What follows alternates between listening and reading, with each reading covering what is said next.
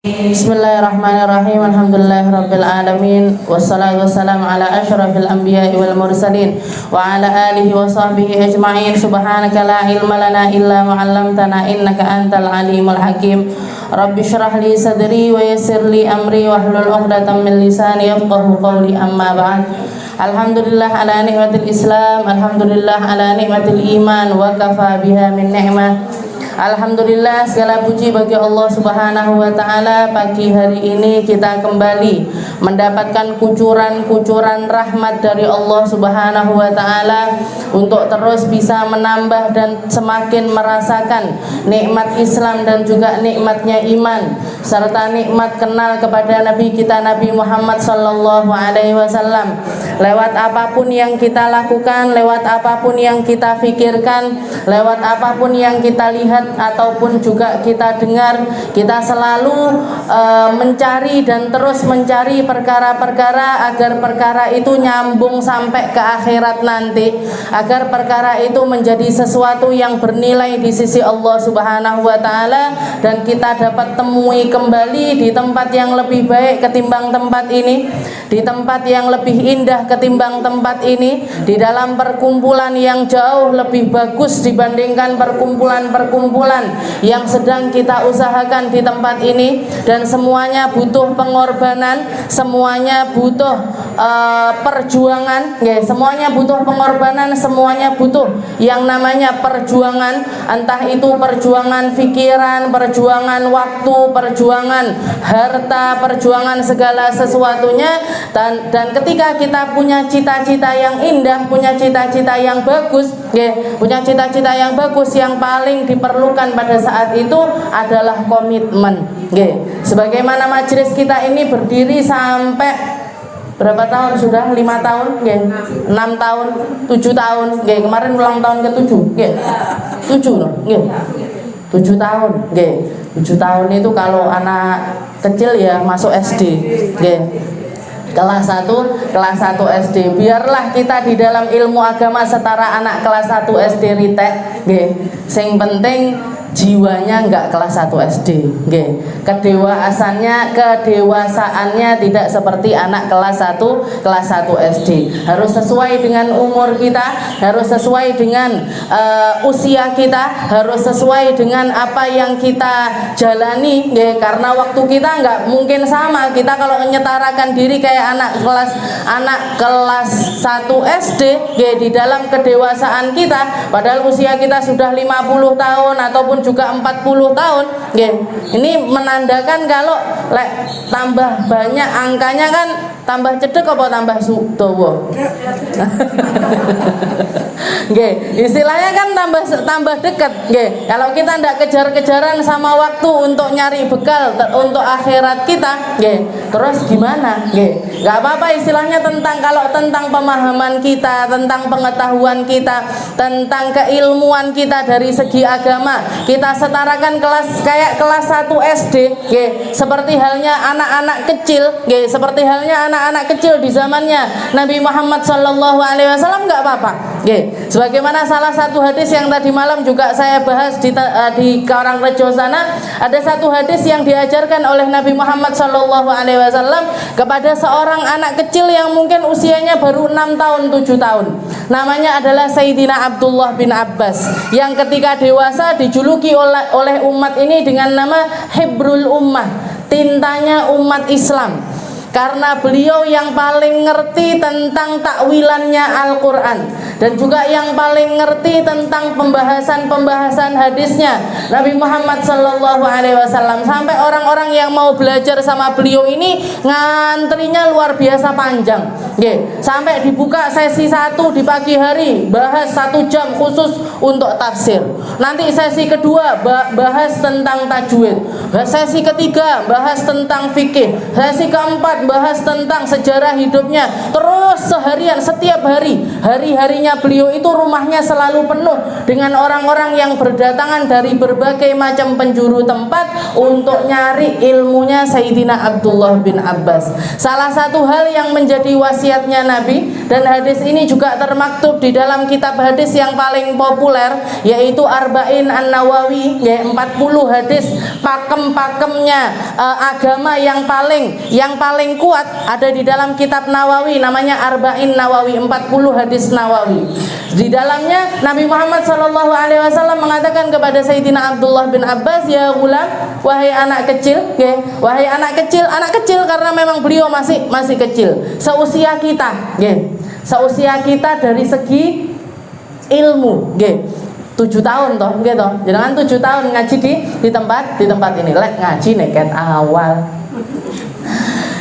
Setelah itu Nabi Muhammad SAW mengatakan, ya gulam, ihfadillah yahfaduk. Katanya Nabi Muhammad, wahai putraku, wahai anak kecil, jagalah Allah Ta'ala, maka Allah Ta'ala akan menjaga kamu.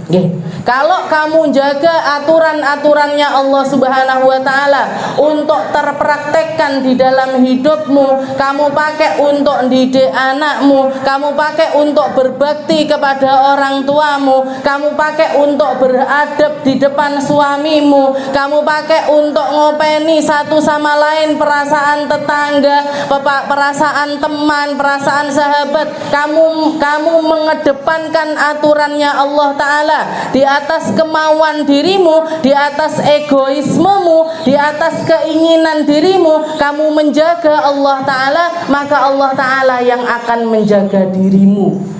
Kamu akan balik dijaga sama Allah Ta'ala. Kamu didik anak-anakmu jadi anak yang baik, kamu akan memetik hasil baiknya mereka yang akan kamu dapatkan dari mereka. Mereka akan balik berbakti kepada dirimu. Kalau kamu jaga aturannya Allah Ta'ala terhadap tetanggamu, lisanmu tidak gampang nyakiti, kelakuanmu baik kepada mereka, mungkin nggak tetangga kita nggak baik, nggak balikkan sesuatu yang baik juga kepada kita? Nggak mungkin. Lek jenengan punya acara-acara tonggone diundang, mungkin nggak mereka punya acara jenengan ndak diundang? Nggak mungkin, Bu. Lek sampai ndak keundang, jangan-jangan kita yang salah. Jangan-jangan bukannya mereka yang bukannya mereka ndak mau ngundang kita, karena kita terlupakan dari list tetangganya mereka. Tonggonan tapi ndak tahu nyopo, tonggonan tapi nggak pernah serawung sama sekitarnya, tetangga tapi ndak baik sama sekitarnya. Ya sudah, jangan salahkan mereka, salahkan diri kita sendiri. Ihfadillah yahfaduk. Katanya Nabi Muhammad kepada anak kecil, jagalah Allah Ta'ala, maka Allah Ta'ala yang akan menjagamu. Jaga pandanganmu, wahai Abdullah bin Abbas. Jangan kamu lihat hal-hal yang bukan menjadi milikmu. Jangan kamu mandang orang lain dengan pandangan merendahkan. Jangan kamu melihat perkara-perkara yang diharamkan oleh Allah Subhanahu wa Ta'ala. Maka Allah Ta'ala yang akan menjaga pandanganmu. Kamu akan dikasih nikmat untuk melihat orang-orang soleh. Kamu akan dikasih nikmat untuk kumpul sama orang-orang soleh. Kamu akan dikasih kumpulan-kumpulan yang soleh ketika kamu menjaga Allah Ta'ala di setiap anggota tubuhmu. Kalau tangan kita baik, tangannya orang lain akan baik juga kepada kita. Kalau kita menjadi pendengar yang baik, telinganya orang-orang juga akan menjadi pendengar setia untuk kita. Ketika kamu mengucapkan kata-kata yang baik, orang lain juga akan menjaga diri untuk menyakiti hatimu. Jadi sebenarnya ketika kita pakai patokan, aku jaga aturannya Allah Ta'ala terhadap diriku, maka Allah Ta'ala yang akan menjaga perkumpulan kita. Kalau kita tidak kumpul di tempat-tempat yang baik, jangan-jangan bukannya kita yang nggak bisa datang ke situ, tapi memang kumpulan ini yang tidak mau didatangi oleh kita. Jangan-jangan bukan karena itu saja, jangan-jangan Allah Ta'ala yang tidak mau kita duduk di tempat tersebut. Kenapa? Karena dia tidak mempraktekkan aturannya Allah Ta'ala di dalam dirinya. Jadi perkataan yang sangat dalam diucapkan oleh Nabi Muhammad Muhammad sallallahu alaihi wasallam kepada seorang anak kecil, ihfadillah yahfadhuk, ihfadillah tajidhu tujahak. Kalau kamu jagain Allah wahai Abdullah bin Abbas, maka Allah Ta'ala kamu akan dipantaskan untuk berada di tempat-tempat yang di situ circle-nya pun, nggak tahu circle, lingkupnya atau kumpulannya itu juga adalah mereka-mereka yang sedang menjaga dirinya untuk Allah Subhanahu wa Ta'ala. Bertemanlah karena Allah, berbicaralah karena Allah, mandanglah karena Allah, mendengarlah karena Allah, bersedekahlah karena Allah, bersolawatlah karena Allah. Semuanya, landasi semuanya lillahi ta'ala, landasi semuanya untuk Allah Subhanahu wa Ta'ala, maka perkara-perkara itu akan jadi baik dengan sendirinya. Karena semua yang berlandaskan Allah Ta'ala tidak akan membawa kita menuju neraka, tapi pasti membawa kita menuju surga. Dan tanda orang-orang itu pantas untuk masuk ke dalam surga, tandanya adalah mereka yang selalu merindukan surga, dan mereka yang selalu nyepakne diri, yang selalu beramal untuk surganya sendiri. Untuk surga kita masing-masing. Ketika kita bersedekah, ketika kita baca, ketika kita berzikir, ketika kita bersolawat, itu kita lagi investasi. Investasi untuk memperbagus, untuk memperindah, untuk beli saham. Untuk beli saham, untuk nanam surga kita di akhirat kelak. Maka jangan pernah mau, jangan pernah tergoyahkan, jangan pernah terombang-ambing. Ojo gelem diombang-ambing sama zaman, jangan mau diporak-porandakan sama zaman, jangan mau dibikin gogreh cuman gara-gara pertemanan. Wes aku wis waleh ngaji neng kono, golek sing liyane ae. Nah, dolan pergi ke tempat yang lainnya. Ketika Allah Subhanahu wa Ta'ala mengatakan innallaha astafa Adama wa Nuhan wa ala Ibrahim wa ala Imran. Allah Ta'ala itu kalau mau milih orang, ketika Allah Ta'ala memilih para nabi-nabinya Allah Ta'ala ada yang membuat nasib mereka itu seperti halnya Nabi Allah Adam. Seperti apa nasibnya Nabi Allah Adam? Allah Ta'ala mengatakan innallaha astafa Adama wa Nuh. Allah Ta'ala memilih Nabi Adam, memilih Nabi Allah Nuh, wa ala Ibrahim wa ala Imran, dan Allah Ta'ala memilih keluarganya Ibrahim dan memilih keluarganya Imran.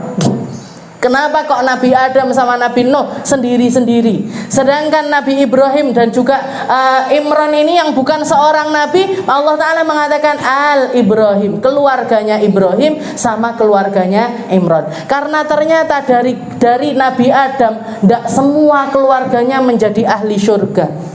Ada yang membunuh saudaranya, ada yang melakukan kejahatan di atas muka bumi ini. Begitu juga dengan Nabi Allah Nuh. Nabi Allah Nuh istrinya bukan orang yang baik, putranya salah satu di antara mereka juga memilih untuk tidak beriman kepada ayahnya sendiri. Tapi ketika Allah Ta'ala mengatakan wa al Ibrahim, keluarganya Ibrahim, di dalam ayat yang lain Allah Ta'ala mengatakan, di dalam ayat yang lain Allah Subhanahu wa Ta'ala mengatakan wa idzi betuliya Ibrahim bikalimatin fa'atammahun. Nabi Ibrahim itu yang bikin diangkat sak keluarganya, yang bikin ditinggikan derajatnya oleh Allah Subhanahu wa Ta'ala karena Nabi Ibrahim ketika beliau itu mendapatkan amanah risalah, ketika mendapatkan amanah untuk menyebarkan syariatnya Allah Ta'ala, ketika mendapatkan wahyu dari Allah Subhanahu wa Ta'ala, beliau memilih untuk menyempurnakannya. Maka semua hal yang kita dapatkan ini butuh penyempurnaan. Kalau jenengan komitmen untuk ngaji di tempat ini, selesaikan. Kalau jenengan memutuskan untuk punya hubungan antara satu sama lain, menjadi saudara seiman, saudara di jalannya Allah Subhanahu wa Ta'ala, sempurnakan. Jangan mau enaknya aja.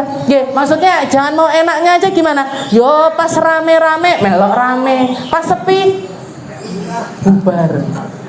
Kayak kemarin saya rihlah dakwahnya Ustazah Dina itu sini rame, sana rame, sana rame. Sampai saya bilang, Kak Dina, ini kalau saya yang ngaji nggak sampai segini. Ya. Ini kalau saya yang ngaji paling orangnya 50, 60, bahkan yang hari Rebo malam nih kok nggih. Umi saya ngeracik sampai 200 lebih. Nggih. Minggu sebelumnya, Rebo minggu sebelumnya itu yang hadir 5. Nggak pakai 0 loh, nggak 50, 5 biji karena hujan deras kampung dalam mati lampu. Semuanya usul mati lampu, hujan. Katanya Kak Dina, hujannya kan hujan air toh Bu, bukan kalau hujan duit jenengan keluar semuanya. Kalau hujannya hujan duit keluar semuanya. Jadi minggu sebelumnya 5 biji, minggu berikutnya 200 lebih. Ke Ustazah Dinanya pulang, balik lagi 40 lah. Nggak sampai 5 tapi 4. Alhamdulillah ala kulli hal. Jadi istilahnya gini, jangan ketik datang majelis ataupun ikut ngaji, ikut sholawatan, ikut zikiran dan lain sebagainya itu cuman karena ikut-ikutan saja. Jangan kalau sudah wes aku isoku rebo ya sudah, rebo itu diniati lillahi ta'ala istiqomah. Jangan bisanya Selasa ini, Selasa pagi. Saya bisanya 2 minggu sekali, karena banyak kerepotan dan lain sebagainya. Ya sudah, 2 minggu sekali. Tak niati, lillahi ta'ala istiqomah. Istiqomah fa'atammahun. Allah Ta'ala ketika memilih Nabi Allah Ibrahim karena ada keistimewaan di dalam diri beliau. Apa itu? Ketika beliau mendapatkan amanah apapun, beliau perjuangkan semaksimal mungkin dan beliau melakukannya dengan setulus mungkin. Setelah itu apa? Diselesaikan, dirampungkan sampai akhir hayatnya beliau diniati terus-terusan berdakwah di jalannya Allah Subhanahu wa Ta'ala. Jangan gampang goyang. Ini ibu-ibu yang bikin grup sholawat ini, mulai dari jenengan komitmen untuk mendirikan grup ini, diniati lillahi ta'ala, diniati lillahi ta'ala, istiqomah di dalam latihannya, istiqomah di dalam sholawatannya, di dalam sholawatannya. Jadi setelah itu selesaikan. Jangan gampang istilahnya, oh ini lagi rame sholawatan, pas ndak rame wis ngusik ae, paleh lagune enggak enek sing update terbaru. Nah, jangan. Jangan kalau mau ngulik sholawat itu enggak ada habisnya. Karangannya Habib Ali Habsyi aja, karangannya yang di dalam Maulid Simtud Durar itu satu buku tebel seperti ini, isinya qasidah semuanya. Belum lagi karangannya Habib Abdullah bin Alawi Al-Haddad. Saya punya kitabnya itu sebesar ini, tebalnya segini. Itu namanya Diwanul Haddad, diwannya Imam Haddad. Semuanya bisa dilakukan. Ada lagi diwannya Imam Syafi'i. Imam Syafi'i juga punya diwan, punya karangan qasidah. Enggak, istilahnya enggak usah ngarang anyar stoknya banyak sekali. Stoknya banyak sekali. Jadi diniati lillahi ta'ala. Kalau ada yang komentar jilbabnya harus kembaran, saya dicicil iso Bu. Kalau jenengan rice cooker aja nyicil, kulkas nyicil, mobil nyicil, motor nyicil, masuk jilbab nyicil ora iso. Apalagi kalau niatnya adalah untuk sholawatan. Kalau ndak gitu, Bu Linda siap jadi donatur. Jadi donatur atau mencarikan donatur gampang. Saya ngelihatnya ini Ar-Raudhah niku Bu, mungkin lebih duluan jenengan terbentuknya. Karena grup itu grup dadakan saya bikin waktu haulnya Abuya Hasan tahun kemarin. So far belum sampai so far lagi. Ini masih bulan Jumadil Akhir gitu. Ini masih bulan Jumadil Akhir, belum sampai setahun.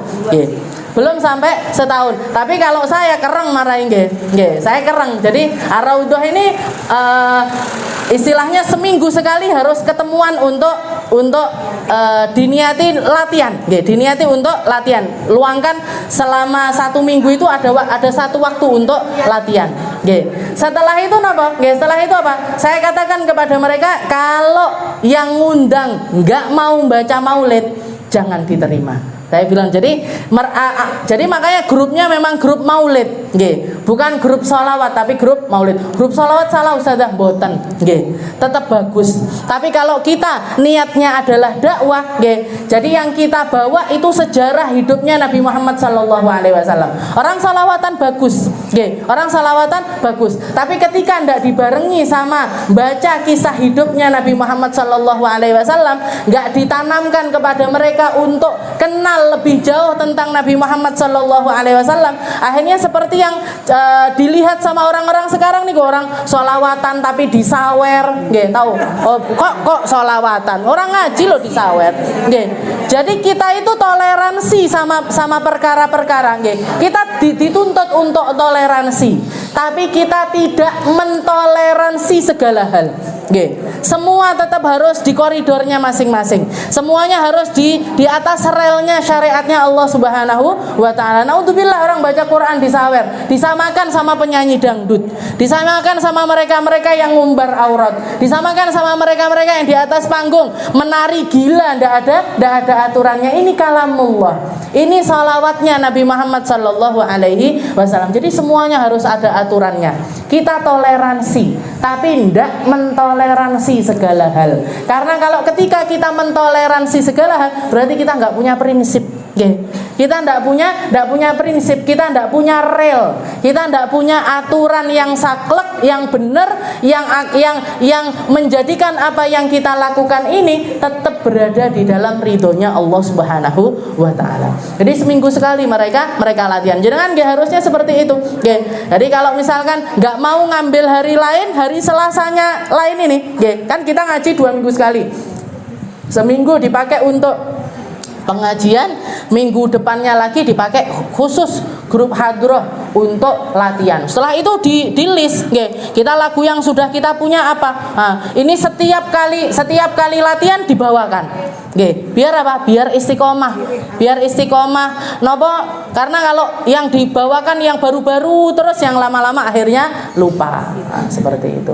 Jadi dan mereka akhirnya juga jalan sendiri. Ada yang ngundang cucu kayak jilbab, ada yang ngundang, tahu-tahu ada yang jalan-jalan. Dakwahnya Allah Ta'ala, kalau dakwah diniatkan lillahi ta'ala itu mesti bakalan jalan. Saya pernah dapat cerita dari paman saya, Jakarta niku di zamannya Presiden Soekarno, Soekarno mau bikin Masjid Istiqlal, setelah itu juga mau bikin monumen niku Monas, mau bikin Monas juga mau bikin Istiqlal. Ketika biayanya nyandet, istilahnya kekurangan dana, yang diselesaikan duluan adalah Monasnya.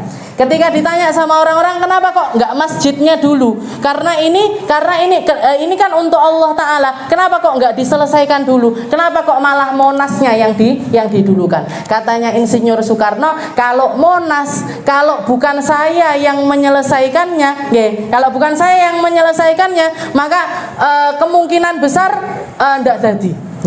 Tapi kalau Masjid Istiqlal ini punyanya umat, ini punyanya umat, ini rumahnya Allah. Kalau saya tidak menyelesaikan, umat insya Allah bakalan menyelesaikan. Jadi seperti itu halnya. Dakwah itu kayak gitu, Bu. Jenengan tidak mau mendengarkan, Allah Ta'ala nyarikan ganti untuk orang mendengarkan. Jenengan tidak mau ngaji, Allah Ta'ala akan bikin kelompok-kelompok lain untuk bikin pengajian. Dakwah itu kayak air, kayak air. Kalau kita memilih untuk nyetop air itu masuk ke kita, air itu akan nyari jalan sendiri, akan mencari jalan sendiri. Jadi kudu disyukuri. Alhamdulillah saya ketemu, alhamdulillah saya dapat teman-teman yang ngajak ngaji, alhamdulillah saya kenal sama pengajian, alhamdulillah. Setelah itu apa? Itu tadi fa'atammahun, diselesaikan, diselesaikan, diniati. Sampai kapan ini saya ngaji? Sampai mati. Sampai kapan ini sodaqallahul azimnya? Ketika baju kain kafan yang menyelimuti kita, yang memasukkan kita, yang kita bawa sampai ke liang lahat. Seperti itu halnya. Fa'atammahun. Iki tambah ndak katam-katam nih.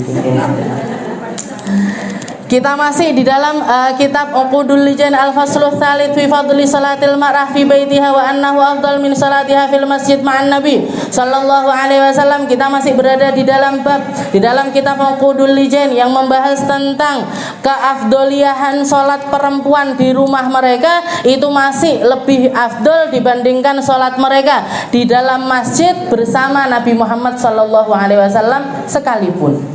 Bersama Nabi Muhammad sallallahu alaihi wasallam sekalipun. Sekali lagi, hadis-hadis yang kita baca di dalam bab ini, tujuannya Nabi ini karena saking nyemannya Nabi Muhammad sallallahu alaihi wasallam kepada perempuan. Jadi Nabi Muhammad itu menganggap perempuan-perempuan umat Islam itu, beliau samakan rasanya kayak beliau ini ngopeni putrinya sendiri, kayak beliau ngopeni istrinya sendiri, kayak beliau ngopeni cucu-cucunya sendiri. Pengennya selalu eksklusif, pengennya selalu nggak kelihatan, nggak rela Nabi Muhammad umat Islam perempuan itu dipandang sama mata-matanya orang-orang yang jelalatan, nggak rela Nabi Muhammad auratnya perempuan itu jadi tontonannya manusia banyak, atau Nabi Muhammad nggak rela kalau perempuan-perempuan ini diremehkan hanya karena apa yang nempel di mereka, hanya karena sesuatu yang kelihatan dari luarnya.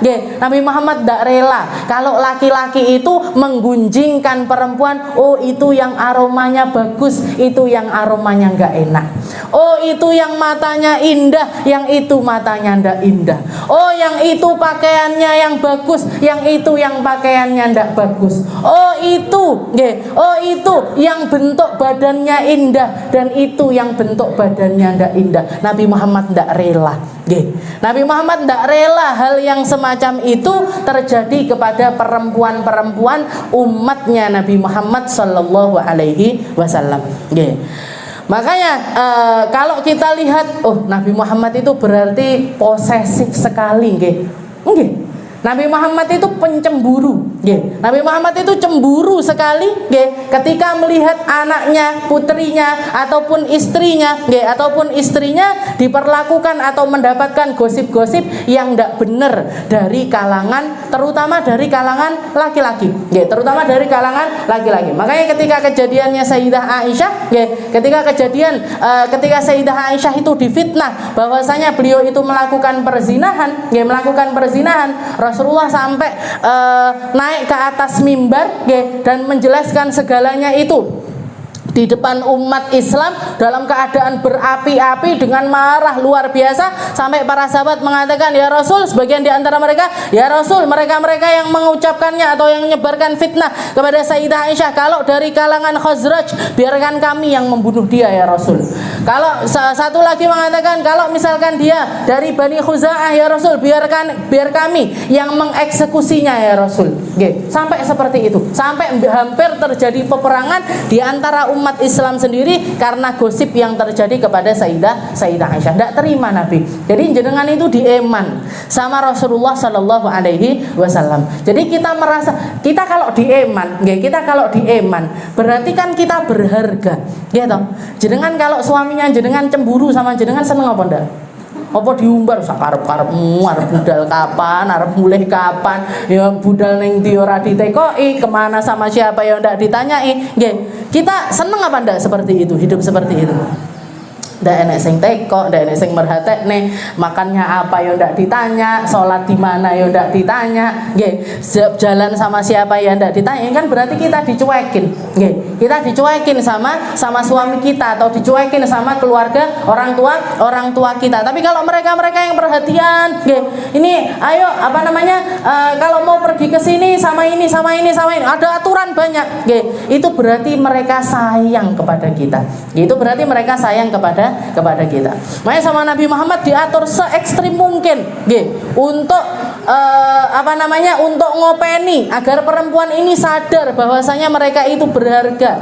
Bukan cuma berharga untuk keluarganya, tapi berharga di sisi Allah Subhanahu wa taala dan berharga di sisi Nabi Muhammad sallallahu alaihi wasallam. Makanya banyak hadis-hadis yang kaitannya sama perempuan. Seperti juga yang kita bahas, Nabi Muhammad itu ketika mau masuk ke dalam surga, dilihat sebelah kanannya perempuan, dilihat lagi sebelah kirinya perempuan.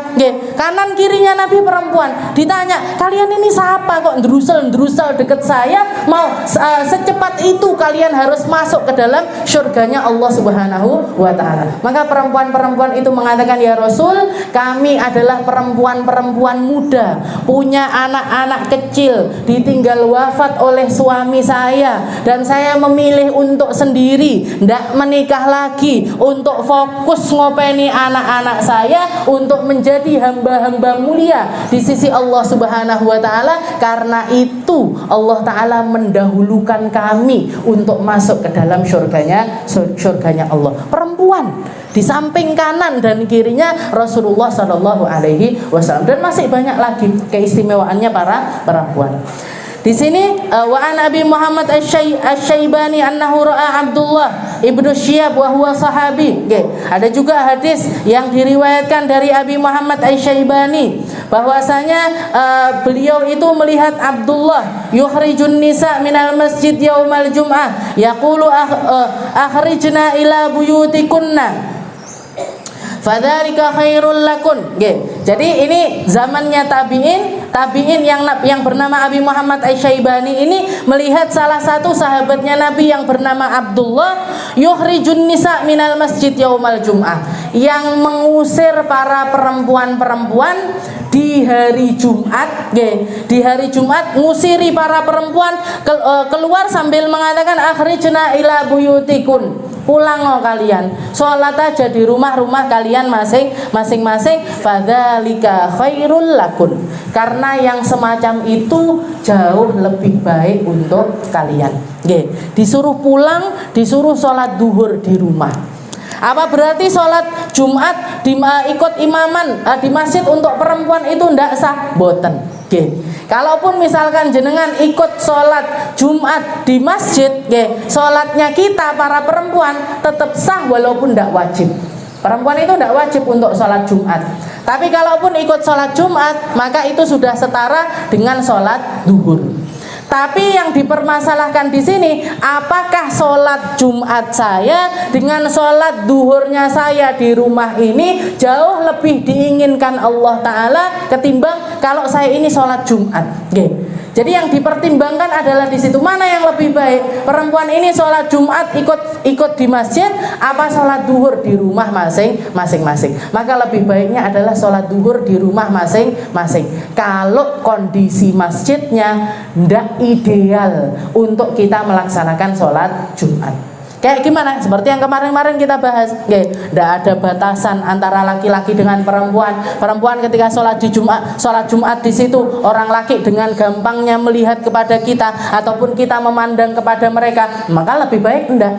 Kalau jenengan pengen tahu mana yang masjid semacam apa yang bagus untuk perempuan ikut sholat Jumat, kayak masjidnya Nabi Muhammad Shallallahu Alaihi Wasallam. Sini areanya laki-laki, sini areanya perempuan. Perempuan tidak bisa nengok ke laki-laki, laki-laki juga tidak bisa nengok ke perempuan. Tapi rokaatnya imam kita tetap bisa ngikuti. Gerak-geriknya imam kita tetap bisa ngikuti. Khutbahnya terdengar dengan jelas. Maka silahkan. Jadi kalau saya simpulkan, ikutlah sholat Jumat kalau jenengan sedang berada di kotanya Nabi Muhammad Sallallahu Alaihi Wasallam ataupun di Makkah Al Mukarramah. Selain di dua masjid ini, maka lebih baik kita sholat di rumah kita masing-masing.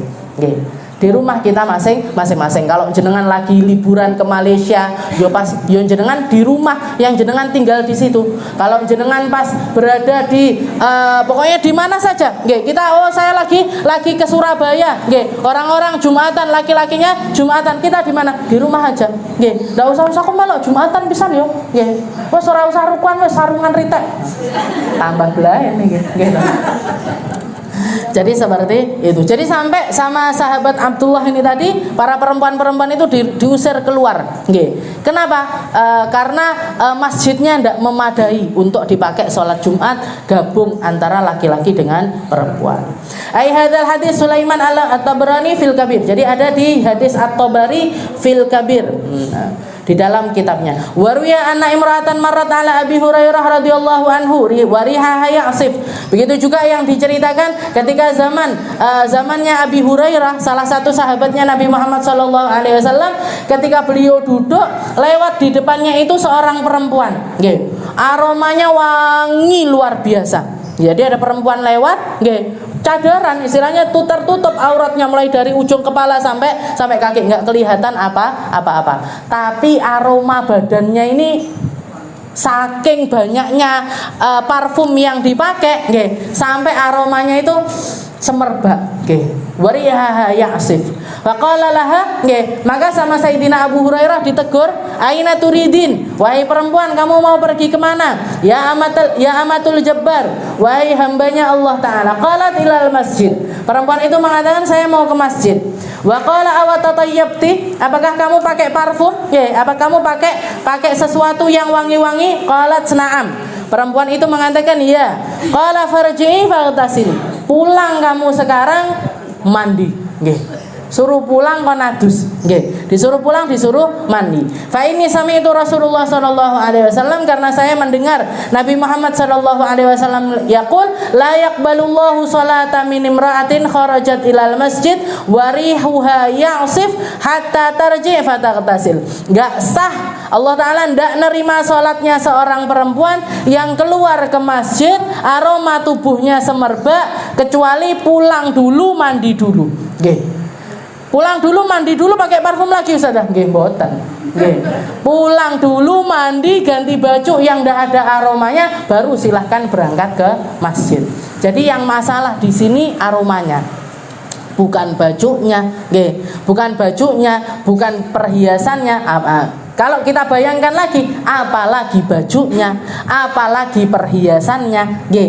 Apalagi kalau ndak nutup aurat, nggih. Ini sekedar aromanya saja ditegur, suruh pulang, suruh pakai suruh mandi, nggih, disuruh mandi agar aromanya ini tadi hilang.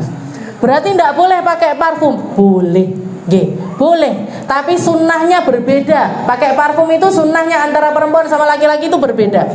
Kalau laki-laki, nggih, laki-laki sunnahnya parfumnya itu yang ndak keluar warna, nggih, yang ndak keluar warna. Kalau diginikan ndak bekas, nggih, tapi aromanya yang semerbak.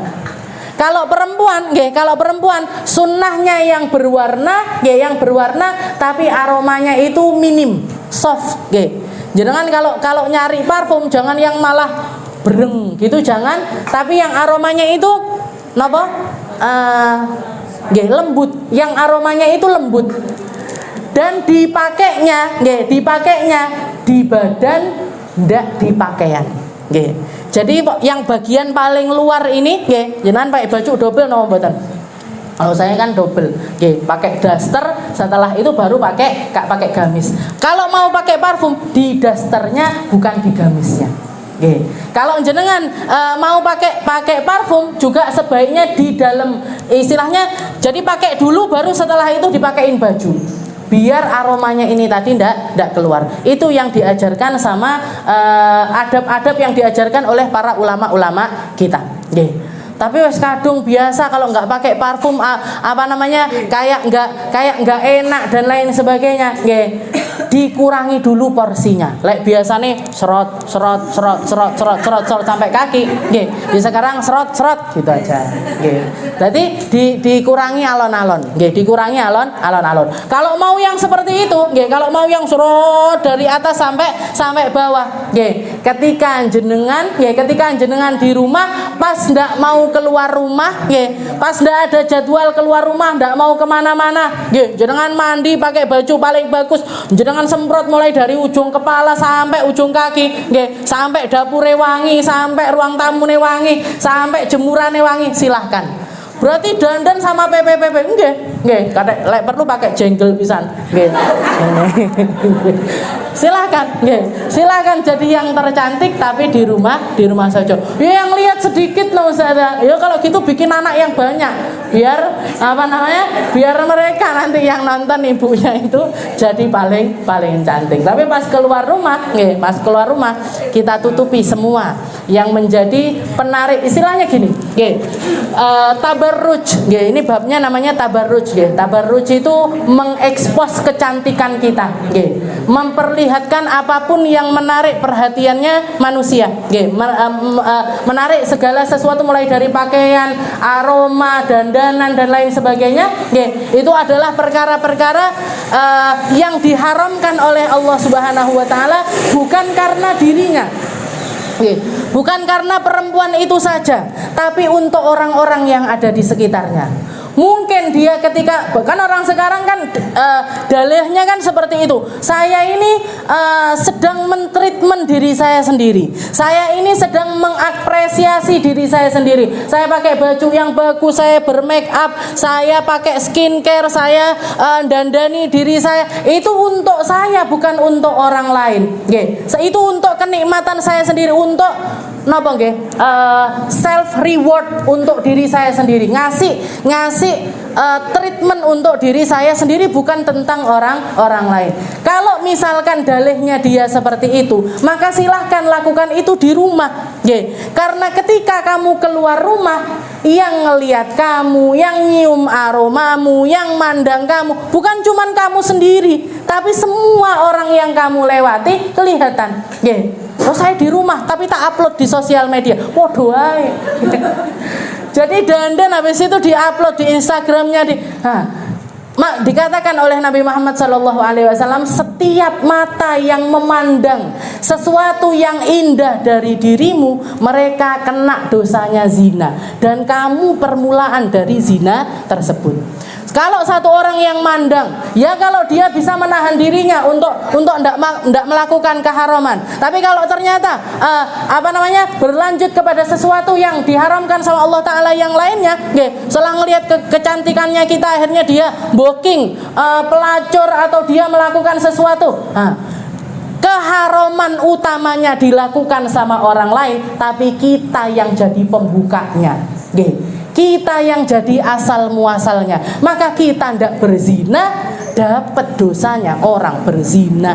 Kita tidak melakukan keburukan, dapat dosanya orang melakukan keburukan. Kita tidak bermaksiat, dapat jatah dari maksiatnya orang lain. Naudzubillahi min dzalik.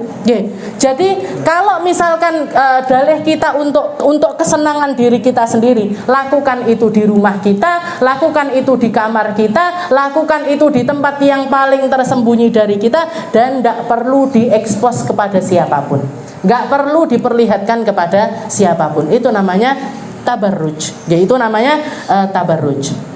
Jadi sama Abu Hurairah suruh pulang, suruh mandi. Wa hadza laisal murad khususul ghusl bal idhabu raihatuha. Dan yang dimaksud mandi di sini bukan cuma disuruh mandi saja, tapi maksudnya adalah menghilangkan aroma yang keluar dari perempuan tersebut. Wa qala sallallahu alaihi wasallam, Nabi Muhammad juga mengatakan al muhtaliat wal mutabarrijat hunnal munafiqat. Kalau kamu pengen tahu perempuan-perempuan paling munafik di atas muka bumi ini, dua jenisnya, al-mukhtali'at wal mutabarrijat. Mereka yang mukhtali'at. Mukhtali'at itu apa? Nuntut cerai sama suaminya padahal tidak ada uzur sama sekali. Dia minta cerai kepada suaminya hanya karena ekonomi yang menjadi penunjang gaya hidupnya mereka nggak terpenuhi. Kalau untuk kebutuhan pokok silahkan. Perempuan punya hak untuk nuntut cerai kepada suami yang nggak ngasih nafkah dohir ataupun nggak ngasih nafkah batin. Nafkah dohir itu apa? Nafkah dohir itu seperti apa? Jenengan dihubungi secara rutin, berhubungan badan secara rutin, itu nafkah dohir. Setelah itu makan kenyang, itu juga nafkah dohir. Pakaian musim panas, musim dingin, itu nafkah dohir. Rumah yang layak, yang layak itu gimana maksudnya? Kalau musim panas jenengan nggak kepanasan, musim dingin jenengan nggak kedinginan. Berarti kudu enek AC nih Ustazah. kipasan cukup nggih Bu. Jadi musim panas nggak kepanasan, musim dingin nggak kedinginan. Itu rumah. Kalau kita musim hujan nggak kebocoran, nggak kebocoran. Itu rumah yang layak. Nah, berarti rumah saya nggak layak, Ustaz. Tak bocor nih kabeh. Jadi itu nafkah dohir.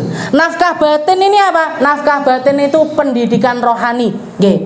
Jenengan kalau jenengan nggak bisa ngaji, dicarikan guru ngaji. Kalau jenengan nggak ngerti fikih, didatangkan guru fikih. Kalau jenengan nggak ngerti tentang akhlak dan juga adab, didatangkan guru-guru akhlak, guru-guru adab yang berkaitan dengan batinnya kita. Nggih. Kalau nggak dipenuhi sama suami, nggih, atau kita punya suami yang nggak perhatian tentang hal-hal yang semacam itu, jenengan sudah nuntut, jenengan sudah minta, jenengan bahkan ndak minta untuk dicarikan, tapi jenengan nemu tempat untuk belajar, tapi ndak diizinkan sama mereka, nggih, sampai terjadi percecokan dan nggak ada jalan lain untuk belajar kecuali lewat majelis-majelis itu. Kalau masih bisa belajar, nggih, misalkan pakai lewat HP, lewat YouTube, lewat radio dan lain, nah itu masih belum boleh. Jadi al-mukhtaliat, orang Pak, kalau kita mau melihat perempuan paling munafik di atas muka bumi ini dua macamnya.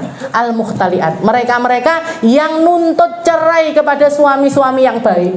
Mereka ketemu sama pasangan-pasangan yang baik, yang mau diajak jalan di jalannya Allah Ta'ala dengan benar, nggih, dan mereka memenuhi hak-haknya kita sebagai seorang perempuan muslimah, nggih, diperhatikan secara dohir dan juga batin kita, tapi malah minta cerai, nggih, malah minta lepas, nggih, karena merasa gaji saya lebih tinggi daripada dia, nggih, karena merasa dia tidak butuh sama seorang laki-laki, nggih, karena keegoisannya dirinya sendiri. Ini orang paling munafik, nggih.